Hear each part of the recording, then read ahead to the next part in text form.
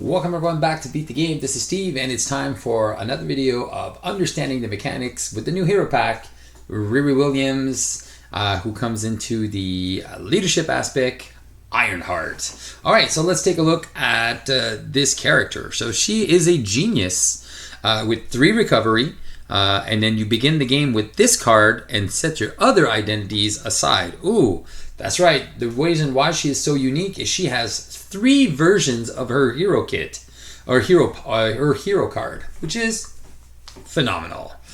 She has a hand size of 6 and 10 hit points, and then she has a child prodigy action, which says spend a mental, place a progress counter, and then limit once per round. So that is pretty cool. So you can identify these progress counters. I like to use these little tokens, these burger tokens.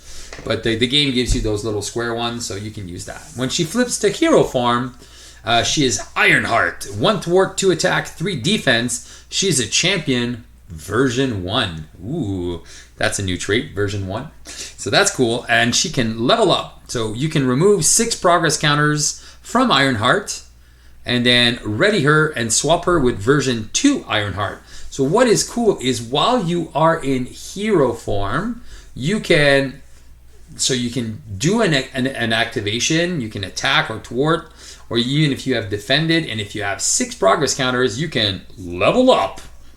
One thing I want to notice is if you look at her helmet, so you see how her helmet is kind of grayish like this, and then when she changes, her helmet also changes, which is pretty cool. It reflects the helmet that she has now. So now she is Ironheart version 2, and now she gains the aerial trait, the champion, and version 2. So now she's a 2 thwart, 2 attack, 3 defense, which is pretty awesome. She also has the level up action, remove 6 progress counters, and ready her and give her a tough status card, and swap her with version 3. It's Ironheart, bro. All right, so let's see what she's like in Alter Ego. She still has that recovery of 3. She's still a genius. And then Child Prodigy, you can spend a mental or 2 resources of any type to place a progress counter. All right, so the first one was just a mental. And even here now it's a 1 mental or 2 of any type and to place a progress counter.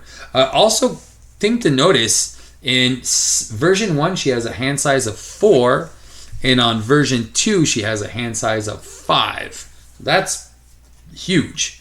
Then, when you are in version 3, so you give her a tough status card, and then you go up, and then she is Ironheart version 3 aerial champion, 3 thwart, 2 attack, 3 defense. So that is super solid.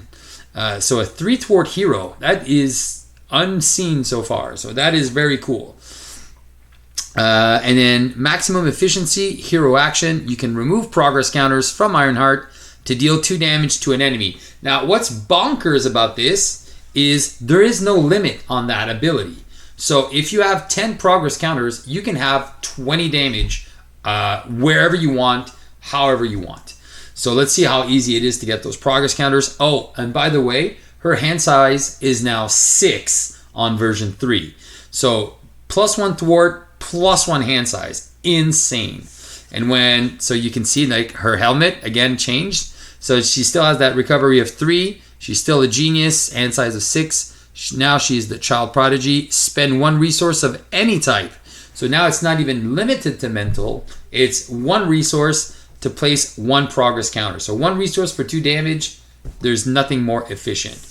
So that is Ironheart version 3. So really, really fun hero with like 3 versions of the card, which is cool. So you want to try to get up, but you need 12 level up counters to get to version 3. So let's see how quickly we can get there. Obviously, we can get there by just, making these on Alter Ego, but that's 12 turns. That's way too much.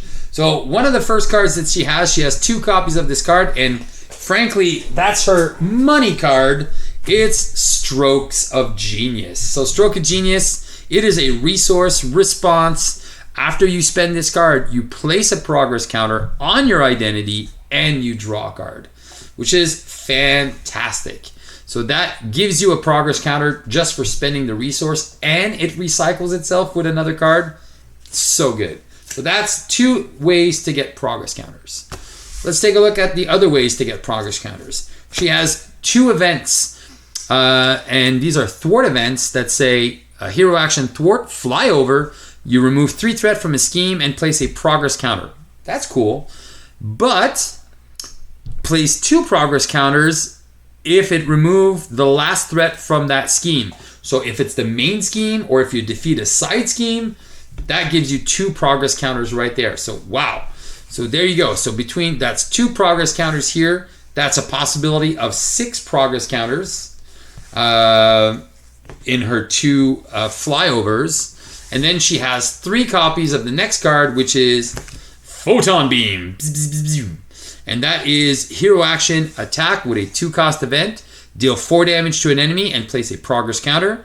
But if you defeat that enemy, place 2 progress counters instead. So there you go. So 2, 4, 6, 8, 10, 12. So in her hero kit, if you played every card from her hero kit and used it with its kicker cost by defeating an enemy or defeating the last threat, you can have, by the end of your first deck pass, 12 progress counters. Voila, tout de suite. So that is amazing. So all these potentials for threat removal and damage, pretty good. And most minions are around 3 to 4 health. So that is crazy. So that's 7 cards. Now, next card, let's take a look. Sector Scan. So when I first saw this card, I was like, it's okay. I don't think I'm ever going to play this card. But here's the kicker. Reduce the cost to play Sector Scan by X, where X is equal to Ironheart's version number. So when you're on version 3, this card is a 0 cost. And you have a hero action. Until the end of the round, you may look at the top card of the encounter deck at any time. So in solo, you're like, okay, I'll know what boost card I'm going to get, and I'm going to know my encounter card, but I can't do nothing about it. But this is where this card shine is in multiplayer. You can tell everyone you're going to get a boost of 1, you're going to get a boost of 2, you're going to get a boost of 2. You're decking out, this is going to be your encounter card. So people can plan their turns. In a 4-player game, this card is so amazing. Yeah, don't worry blocking. The villain's only going to get a boost of 0. It's insanely powerful. Solo play, not so much. This is definitely a multiplayer card in her kit, which is great. All right, now, one of my favorite cards in her events is called New and Improved. And this is so cool. Hero action, choose X, it's a skill. Choose X different options where X is equal to her version number. So when you're version 1, it's not an amazing card. But once you're version 2 and 3, this card is so broken. It's search your deck for an Ironheart card and add it to your hand. So it has to be in your deck. So if you haven't seen your Strokes of Genius, you can go get a Stroke of Genius. Amazing. You can go get a flyover, or you can go get, your Photon Beam. It's amazing. Then you can give Ironheart a tough status card. Sweet. And the third option is Ready Ironheart. Man, so when you're doing all 3, so for 3, you ready, get a card, you tutor for one of her hero cards, and you get to ready and get a tough. Man, this card is so solid. So again, it takes a little time to build her up. But when she's on level 3, this character is the bomb. All right, now let's take a look at some of her support cards. She comes with Ronnie Williams. I think that's her mom or her sister, can never tell. Alter Ego action. I haven't followed Ironheart in the comics, so I don't know who Ronnie Williams is. But it's a persona. Exhaust Ronnie Williams to choose. You heal 2 damage from Riri, or you place a progress counter on Riri. So that is another way to get some progress counters. Amazing. So, and free recovery. Because a recovery of 3 is a little low, that heal 2 can come in handy in a pinch. All right. Then we have Tony Stark's AI, which is a 2-cost support persona. And that's pretty cool because you see Tony as a hologram there. And it's exhaust Tony Stark's AI. Look at the top 2 cards of your deck, add 1 to your hand, and discard the other. That's pretty cool, and it's kind of a callback to what His futurist ability is, look at the top 3, choose 1, discard 2. So I like that they brought that back in that kit. It's a nice callback. All right, and then she has 2 amazing upgrades. The first one is the Photon Blasters. I love the helmet here, and then the look of this card is super cool. 2-cost upgrade, tech weapon. You get +2 hit points. So there you go. You go up to 12 hit points. In hero action, exhaust the Photon Blasters. Deal damage to an enemy equal to Ironheart's version number. So technically, that is a permanent card that can deal 1 damage, 2 damage, or 3 damage depending on your version number. And it's always there. It's insane. It is so powerful. But I think what's more powerful is the propulsor jets. This is another one, a tech upgrade for 2, and it gives you another +2, so you can get up to 14 health. So that kind of makes sense. Like Iron Man has his armor, so he becomes stronger, which makes sense. But this is where it's bonkers. Hero action, exhaust propulsion jets, remove threat from a scheme equal to Ironheart's version number. Once she's in version 3, she already has a thwart of 3 and an attack of 2. So this is technically, she can remove 6 threat between her and her kit. So that is just out of this world. It is so good. So the propulsion jets and the Photon Blasters there, amazing upgrades that you want to kind of put down. You don't need to put them down early. They do help, but even if you get them later in the game, they're just better. So it's crazy. And her signature ally is pretty cool, is Braun, the only 4-cost card in her kit, in her hero kit, and is Braun Amadeus Cho, 2 thwart, 3 attack, and 1 consequence damage with 3 health. He is a champion from Gamma, so that is fun. Exciting to see some Gamma cards. Woohoo! And while Braun is exhausted, he gains resource, generate a mental once per phase. So that is pretty crazy. So check this out. The fun thing is here. So what you can do is you attack. Perfect. Now you have an extra resource. Nice. So basically he costs 3. Then you can defend against a minion who has, let's say, 1. And then you have another resource that you can spend in the villain's turn. So wow, that for me is just like, wow, okay, there's ways to play with Braun. If you find ways, if you're in leadership, to increase his health and stuff like that. If you find ways to ready him, that is very, very cool. Love this ally. So that is for her signature kit, which is very, very powerful. I can't lie. Her hero kit is super solid. And also, she also comes with leadership. So let's go take a look at some of the leadership cards. The new leadership cards, I'm not going to go over the cards that are already out. I'm just going to go over the new stuff that is presented in this deck. So we have 2 events. The first one is amazing for bursty effects. So that is what leadership needed. Some really strong attack cards that are not dependent on leadership, but they are dependent on your hero stats. And that is going to be a great card for the pump your hero strategy in leadership. That I did not make a video yet because I was waiting for these cards to come out, because it just makes more sense to do it once some of the new cards are there. So here it is, Go All Out. Go All Out is a 2-cost event, attack, requirement, a lightning resource. And while paying for this card, spend listed resources. So you need to spend the lightning.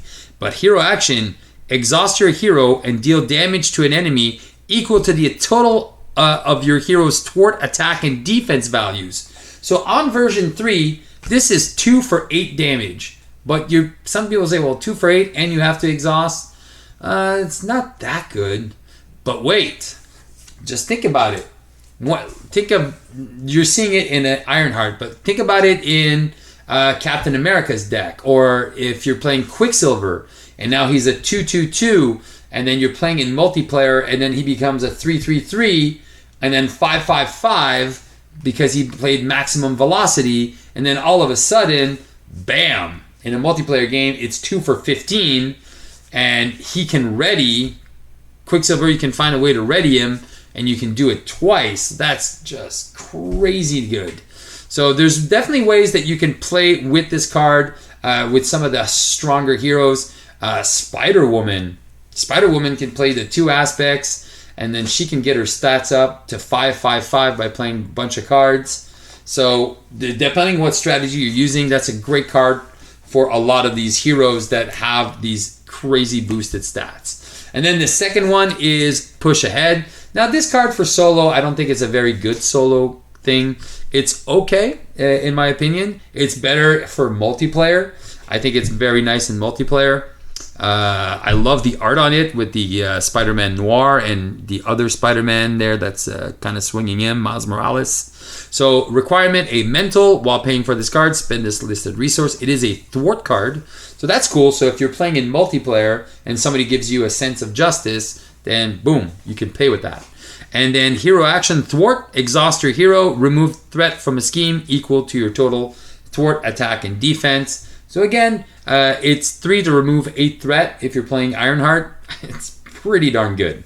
So if you're playing these scenarios with a lot of where the threshold is pretty high, I'm looking at Hela that can go up to like 18. So this card is actually pretty good in solo for that scenario.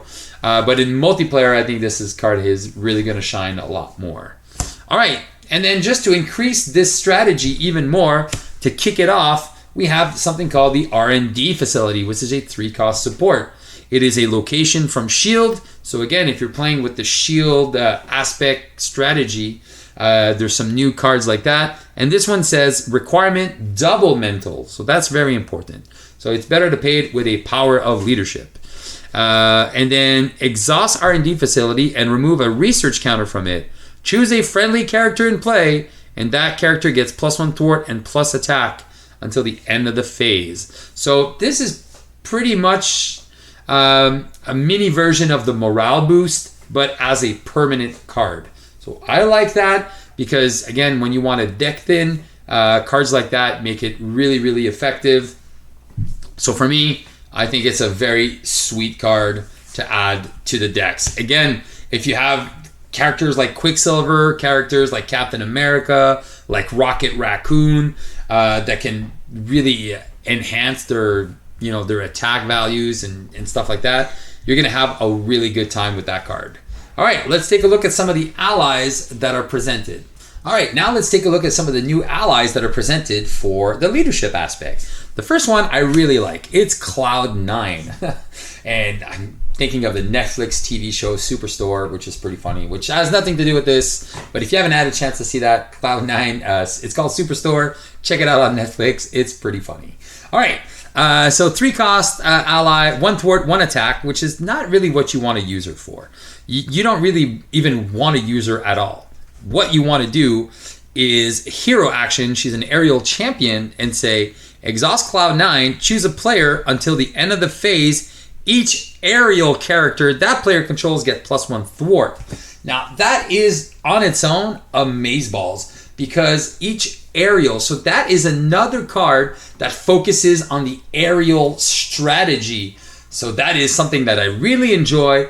And again, Ironheart is aerial, and it's each character that is aerial gets +1 thwart. So again, if you can focus on a lot of things in this game, and this is one aspect that we can explore now. Now there's support for aerial cards. Very excited. So there's not only that attack event, what's it called? I forget. Height advantage, I think that's the one. But anyway, it doesn't matter. But now you get +1 thwart for that. So that's super fun. The next ally we got is Mr. Patriot. And this is going to be more champions focused. He's a 3-cost ally, 2 thwart with 2 consequence, 1 attack, 1 consequence. He's a champion with 4 health, which is good. 4 health is nice. And a hero response. After Patriot enters play, choose a champion character, and that character gets +1 to each of his basic powers until the end of the round. So this is one of those allies you kind of want to find a way to recur him a couple times, you know? So if you're playing with the rapid response, and again, so this is a very good card to synergize with the go all outs and the push aheads and the R&D facility. So again, playing off of that, he is a champion, but he has no requirement to play him. So, but he does only boost a champion, so he would be more of a thematic build in the champion set. So again, Spider-Man, Miles Morales is a champion. So there's kind of cool synergies that you can try to find with Patriot, and we can explore that a little bit further. And then finally, Mr. Falcon. So this is the second Falcon that we have. Now we have Whackin' Tories. Whackham. 4-cost ally. I think he's pretty expensive, but what he does is pretty cool. So 1 thwart, 2 attack. He is an aerial champion. So again, combos with Cloudnine. And with 3 health. Hero response after Falcon attacks or thwarts. You could spend a lightning resource, ready another champion character you control.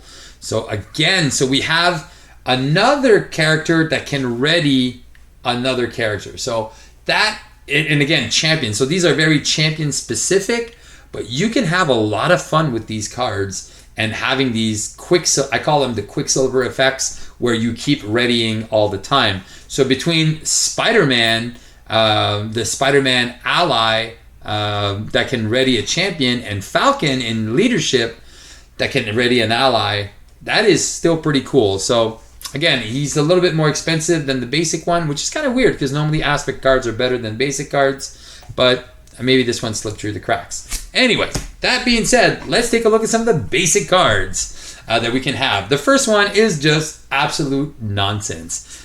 Go for champions. So if there's 4 characters and you're all playing champions, and you can have, each one of these has one, it's just going to get ridiculous. So 3-cost event, max 1 per deck, play only if your identity has the champion's trait.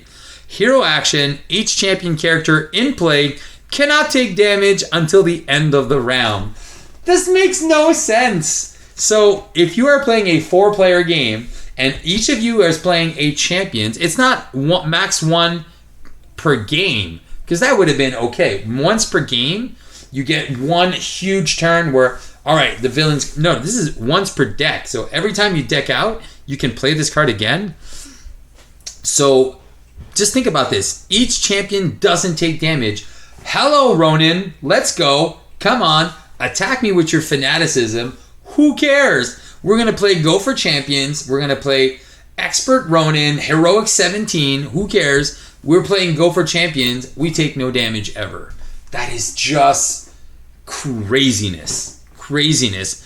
How good that is. But again, you're hero specific, but each champion character in play. That means no consequence damage, no retaliate damage, nothing. It's just so good. All right, I'm just going crazy off this card. It's just like super broken. All right, Ingenuity. This is probably my new favorite card here for Hulk and a lot of the geniuses out there, like looking at you, Iron Man. It is a 2-cost upgrade. Ingenuity. Play only if your identity has the genius trait. Max 1 per player.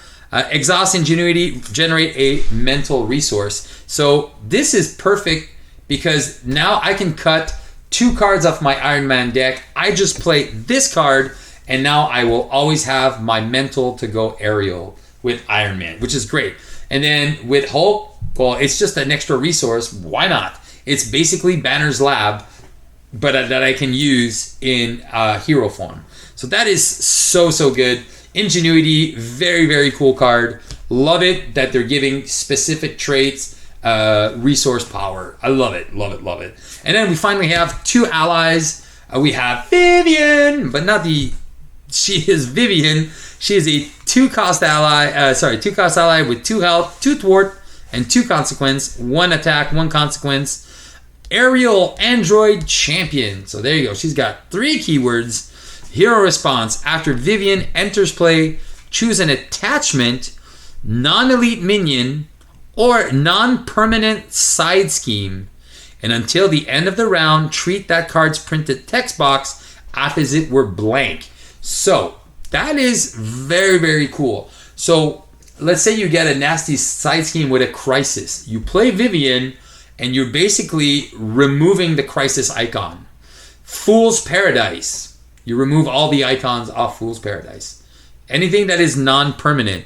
Or an elite minion that says, when, let's say Scorpion, when after he attacks you, he stuns you. Well, no, he doesn't anymore. So that's really good, and that's until the end of the round. So that's pretty cool ally in basics. I like what she can do. That's pretty fun. All right. Attachment, non-elite minion, or non-permanent side scheme. And then finally, we have the Snowguard. She's another champion with 4 cost and 3 health. Okay.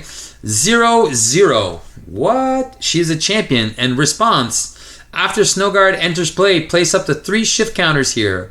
And while the shift counters here are equal to X, she gets. So if you place 1 shift counter, she will have +3 attack and overkill. That's pretty solid.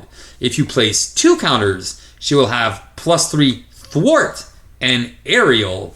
So that is pretty cool. With with the Cloudnine, she becomes a 4 thwart. Oh, that's insane. An ally with 4 thwart and 3 health. It's just crazy. And if you choose 3, she becomes 8 hit points and retaliate. So basically, she just blocks, and she's just a blocker with 8 health that has retaliate. That's super, super solid. All right, so that is it for the cards in her kit, the signature cards. Pretty amazing. All right, let's take a look at some of the bonus cards that they gave us. So the first one in aggression is an ally called Bombshell. So Lana Bogmander, I can't say it. So she is a 4-cost ally with 3 health, 2 thwart, and 2 consequence. She has 3 attack and a star, which means there's something special happening, and 1 consequence. She is a champion and play only if your identity has the champion trait. And the star says divide the damage from Bombshell's attack among each enemy as evenly as possible. All right, so if there's 3 enemies in play, you have to deal 1 damage to each one of them. Okay, so if she has an attack of 5, she can do that to up to 5 enemies. Now, what's interesting is if you add some stuff to her. So if you're a champion and you're playing with a guardian, and then you put the spear, you put it in raged, and you can really build her up like super powerful, then she can really have some fun and just with 1 attack clean up a whole bunch of things. So if there's 1 minion and on the villain, you could put 2 damage on the villain and 1 damage on the what's it called there, the minion. Or if there's a guard, you wouldn't be able to attack the villain. So that's as evenly as possible. So that why that possible is there. If ever there's a guard minion and it's the only one, well, the guard is going to have to take all 3 of that damage. So that's a pretty cool ally. Interesting. Then we have Wasp Injustice. Cool. Nadia Van Dyne. 2-cost ally, 2 thwart ally with 2 consequence damage, 1 attack, 1 consequence. She's a champion with 3 health. You can only play her if you have the champion trait, but Wasp ignores the guard keyword, patrol keyword, and the crisis icon. Yeah, that's pretty solid. So that's very, very fun. Funny enough, they did not give her the aerial trait, which I think that was a miss. But still pretty solid for an ally who can thwart for 2 on 3 times and ignore guards and patrol. I think that's very, very smart. Now, I think my favorite new ally is this one, Pinpoint. Protection, of course, protection. So Pinpoint is a 2-cost ally with 2, 1 thwart, and 2 attack, 1 consequence, and 2 consequence damage. Champion that you can only play if your identity has the champion trait with a hero interrupt. And there is no limit on this. When a player card would be placed into the discard pile from play, exhaust Pinpoint and shuffle that card into its owner's library instead. Now, let's take a look at some of the hero cards that have that potential to go away and then you want to shuffle them back. When a player card would be placed into a discard pile from play. So this doesn't work for events. I got super excited when I saw events. It's not. But an ally that leaves play, yes. If you have, let's say, Miles Morales' what's it called? His two little upgrades there. Power Within and then Camouflage there. Those cards would be able to come back, and then just there's no limit. You just exhaust this and then bring it back. So just imagine you can just keep recurring some really cool fun stuff here with this character. All right, now let's take a look at some of the mean cards. But all right, and I was almost forgetting her obligation, a minor setback. Well, that obligation is definitely, I'm not gonna say definitely again, is really, really cheeky. It's remove a progress counter from your identity, then discard. And if no progress counters was removed this way, deal yourself a face down encounter card, then shuffle this card into the encounter deck. So obviously it's not super hurtful. It's not a very punishing card. It's, as obligations go, you don't get to flip down. So that's the only good thing. You just give that to her, and you have to remove a progress counter, and that's it. So but you don't get to flip to alter ego and get rid of it. It's a card that's going to stay in the game the entire time. So I think it's okay that it's just there. There's a lot worse obligations looking at you, Hulk. All right, so there you go. So let's keep going. Let's take a look at some of the Nemesis cards that we have. So her Shadows of the Past brings out Lucia von Bardas, a 2-scheme, 1-attack criminal cyborg elite with 4 health. And while Lucia von Bardas, Bardas has a tough status card, she gets +1 scheme and +1 attack. Interesting.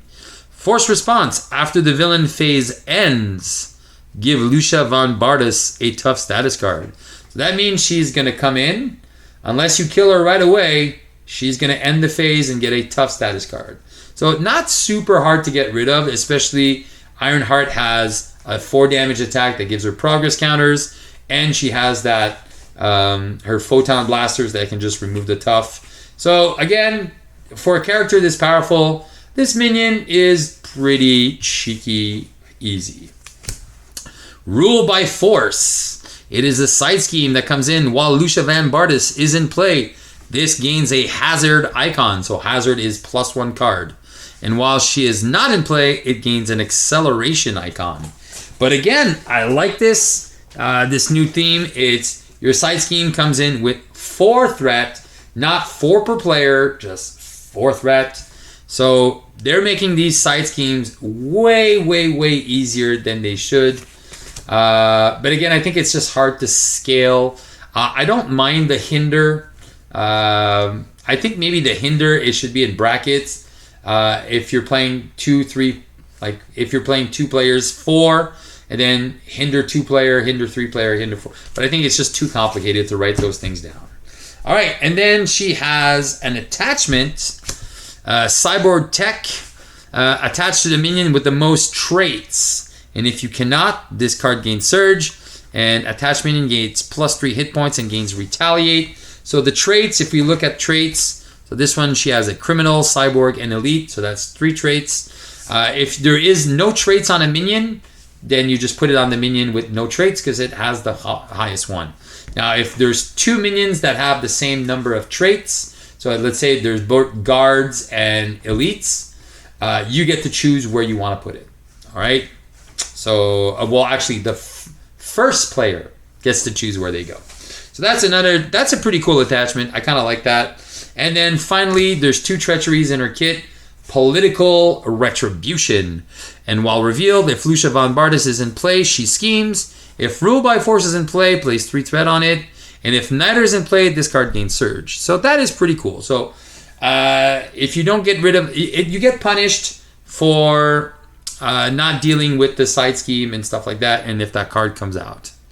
All right. Before we go into her obligation and stuff like that, let's take a look at some the new thing they're doing is putting modular sets. So let's take a look at the first modular set. All right, so we get Zazz. So Zazz is a minion with 2 scheme, 2 attack, and a star with 4 health, which is not that bad. Zazz gets +attack and +hit points, whoops, where X is equal to the total of number of lightning resources on the cards the engaged player controls. So the engaged player controls. All right, so you do not control the cards in your hand. You control the cards on the table. All right, so that's something that you have to look at. So, and then he has the boost icon. If you have at least 2 lightning resources in your hand, see it's specified in your hand, put Zazz into play engaged with you. So pretty fun minion here. And then he has a side scheme, feedback loop. Zazz, when revealed, each player must place threat here equal to the total number of lightning resources in their hand and on cards they control. So there you go. So cards on the table and the cards in your hand. So that can get up high depending if you are lightning specific. Looking at you, Captain Marvel, this is going to hurt. Then he's got a few attachments. There's called haywire, attached to your identity. Treat the printed resource of each card in your hand as if it were a lightning resource. And the hero action, choose to either discard a card you control with a printed lightning resource or take 2 indirect damage, discard. So you have to discard a card you control. Again, that is a permanent on the table. So an example, endurance, that +3 health, is a lightning resource. So you can discard that or take 2 indirect damage. But you must take the indirect damage. Somebody was asking, oh, I was tough. So I'm like, I don't care. But no, if you are tough, you cannot take the indirect damage. Therefore, you cannot discard. All right, so that's super important. Little side notes here. And then there's an environment, which is pretty cool. Forced interrupt. When the villain phase begins, deal 2 indirect damage to each player with a lightning resource in their hand and or a card they control. So that's interesting. Hero action. Choose to either discard a card you control with a lightning resource or take 2 indirect damage. Discard. So there's another way here to get rid of this environment. Pretty fun. I like it. And then finally, he's got 2 treacheries called Zap. Treachery. Take indirect damage equal to the total number of lightning resources in your hand. And if your identity was dealt 1 damage or less, this way, this card gains Surge. All right, so that is pretty cool. Modular set. We'll probably try that with lightning specific heroes like Iron Man and Captain Marvel, where they kind of want to focus on that. I think it's going to be pretty fun. All right, pretty fun. Now let's take a look at Ironheart. Now she comes with leadership, and for sure leadership is a great aspect for her. She has the aerial trait, and I think some of the cool features, I can't wait to start playing her. Ironheart, just the destroyer, and I think that's going to be good with any card. So that card Dive Bomb, because of the Nova Pack Hone Technique came out, that card is just off the chains good now.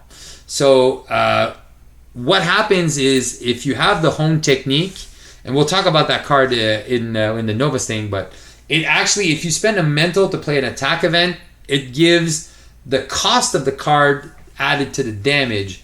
So it normally, the Dive Bomb deals 7 damage and then 1 attack to everything, but because you have the Hone Technique, you don't deal 11 damage to an enemy and 5 damage to each other enemy.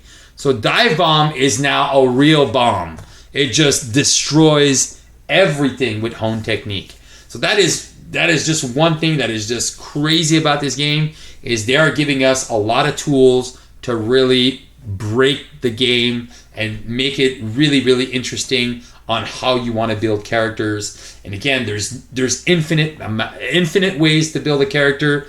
There is no one optimal way. There is just have fun and build the characters you like. I think in protection as well, she's going to be amazing. So she can be the best protector thwarter. So you can be playing Justice here while playing protection. So if you add the 3 aerial cards there, that the Ever Vigilance, now she's thwarting by playing protection. You can remove 5 threat from the main scheme, and then 8 threat because she gets to ready. It's like insane. So just for a 2 cost. So this is all these crazy mechanics that you can play. I think there's another cool one, Injustice. There's all these fun things that you can play Injustice as well. But yeah, she's going to be fun in pretty much whatever aspect you want to play her. I'm going to build a couple of decks, and I'll be sharing those soon, so you guys can check it out and see what you like and how you want to play her. But I think aggression and leadership are just going to be crazy goodness. Push ahead with the symbiote suit just makes this character just bonkers. Just imagine 4, 4, and 3, so that's 11 damage for not push ahead, sorry, go all out for 11 damage. It's just by exhausting. It's just crazy. For 2 for 11. And then you can ready with other cards and just do some more stuff. It's just crazy. It's just fun. It's just the way the game keeps progressing and adding these new crazy combos that you can do just makes this game more and more fun and interesting. Well, I'm at 40 minutes, so that's a little 10 minutes more than I want it to be. So guys, keep on playing Marvel Champions. Hope you enjoy Ironheart as much as I did in my first guide, and really recommend her if you're unsure about Ironheart and afraid it's like Iron Man. It is definitely not. So hope you guys enjoyed this video and that you play the game, and this video will help you beat the game. Ciao, ciao. Check out the Nova one coming soon.